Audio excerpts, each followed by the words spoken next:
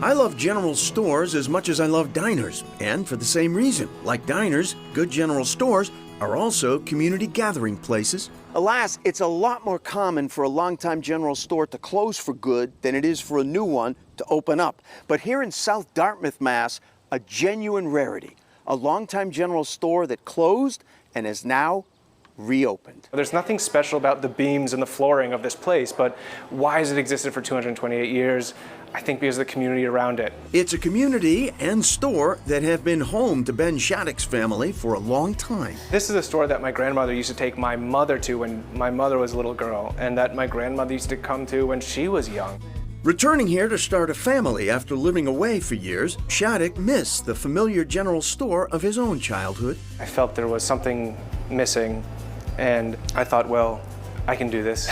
So, over the past 2 years, Shattuck and his older brother Will brought this beloved store back to life, adding their names in a nod to all the original owners, as well as adding some newer wrinkles, like a book corner and a cafe and pub to meet up, listen to music, or just linger with friends. I am thrilled that it did not go by the wayside the way so many old general stores have. You got your eggs? Yes. How happy were you that the store reopened? Actually, I'm very happy because I like to support local businesses. Plenty of new, fresh, local produce in general, but also a lot of history left intact, like the nearly 300-year-old original wood floor, trod by the new owner himself on his way to school way back when. Right there was all the candy selection. Could you ever have imagined, as a kid running in here to buy candy before school decades ago, that you would reopen and save the general store?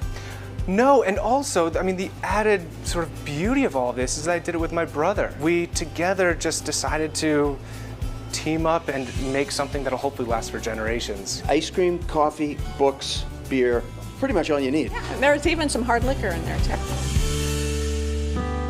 In a Wareham neighborhood, we were looking for a unique place. We did a double take when we realized we did have the right address. Past the fence and the, guard dog, and through a delightful garden, what unfolds is a most unusual refuge, literally. It's a place that is an animal rescue, but also is an open door for people who need to be with those animals because they heal us and we heal them. Kendra Bond knows something about healing. Overcoming abuse in her own life, she helped start Peace for Ponies in 2011. Today, the group saves a small number of vulnerable young donkeys from southern kill pens, nurses them back to health here, and arranges for their adoptions. And you have had donkeys that otherwise would have been killed. Oh, that are here. most of them. We just love them, that's all. That's all we do is love them. And Bond has found the donkeys show their own affection in return. When you come in here, it's about bringing your peace to the animals, and if you're not there, they'll help you. What makes a donkey like this so well suited to interacting positively with people? For some reason, they're just able to connect so much easier than a horse. It's very different. Also different, according to Bond, the bad rap donkeys get about being stubborn. It's not that they're stubborn. What it is that they have this innate desire to be safe. So 10 men can't push a donkey over a bridge, but if you take 2 donkeys and walk them over the bridge, the donkey will go over the bridge. They're very social. The ones here do have their own BFFs, but the sociability has limits. We're not a petting zoo, or we're not a place that people can just come in. But if I know somebody needs it, if they need to just come and sit, then they can do that. The labor of love here extends to Bond's staff, all volunteer, and who seem to get as much as they give. I love the tough ones that come and don't want you anywhere near them. And when you can touch the sides of their face, or when you put your head on theirs for the first time, it will bring you to tears.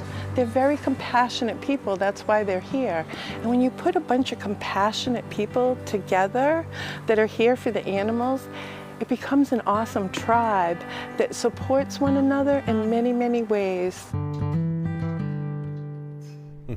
Since Ted visited, Peace for Ponies has actually changed its name to better reflect its expanded mission. It is now Peace for all animals, and the chickens, pigs, and donkeys who call it home surely appreciate that. And back to Duval's General Store in July. They celebrated 1 year of being reopened, but technically this year marks the original store's 229th birthday.